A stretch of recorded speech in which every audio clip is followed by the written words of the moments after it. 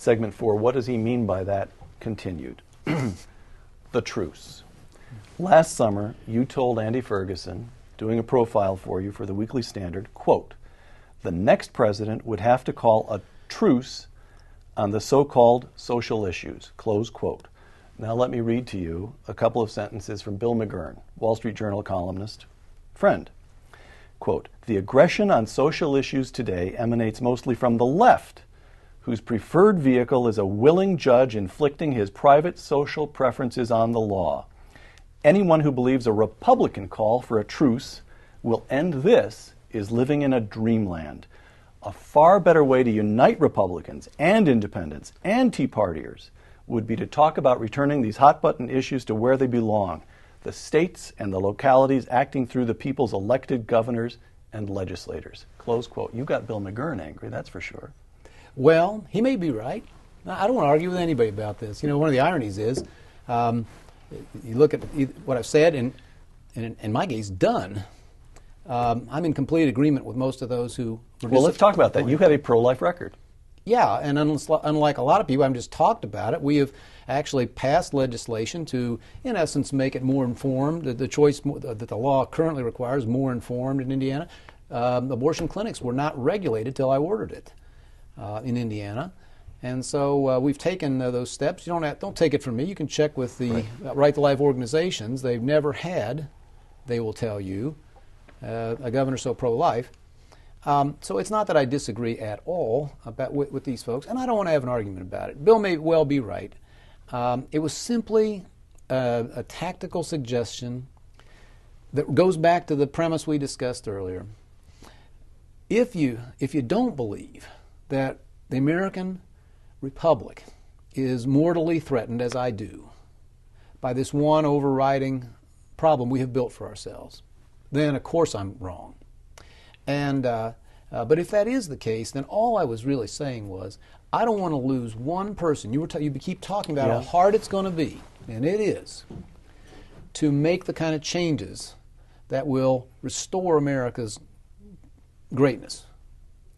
And all I was saying was, we're going to need to unify all kinds of people, and we're going to need freedom is going to need every friend it can get if we're going to do these things.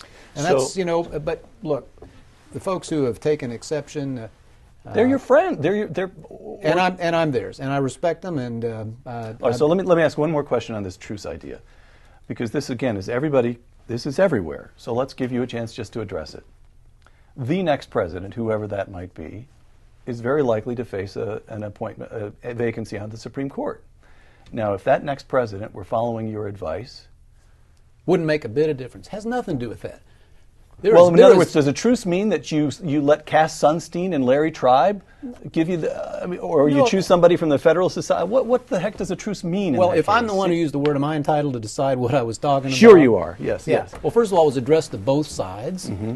Mr. McGurn was quite right. I've said the same thing many times. The aggression right now comes from those who are trying to, change our social arrangements by judicially or somewhere from the other side.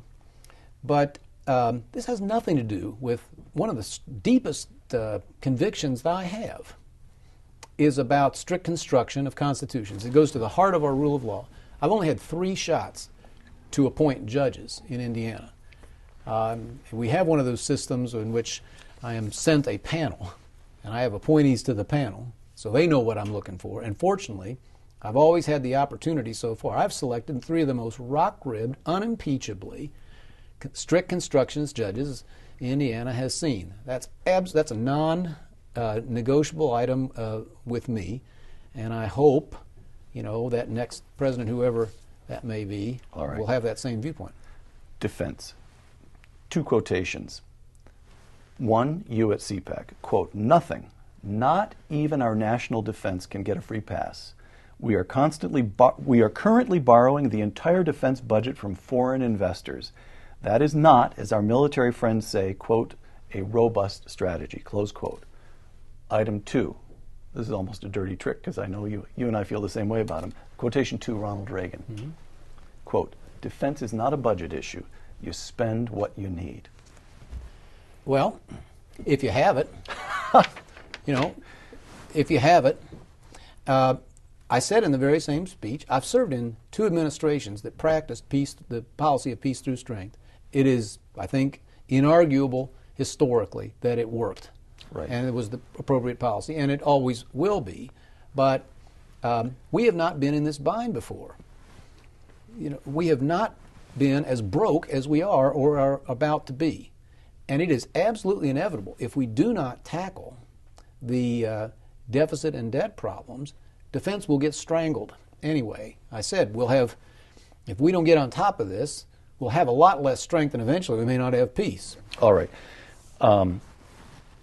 Fighting war in Afghanistan, much of the Middle East aflame, China expanding its military dramatically. Let me quote to you Hillsdale political scientist and Ricochet contributor Paul Ray.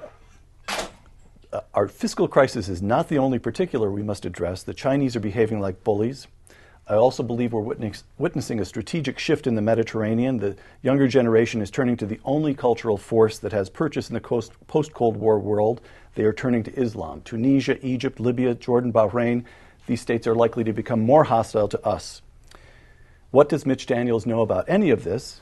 We have no indication. Close quote. Yeah. Well, I'm not utterly new or naive to these things. The work of Hudson Institute was all about national security. And as OMB director, didn't you?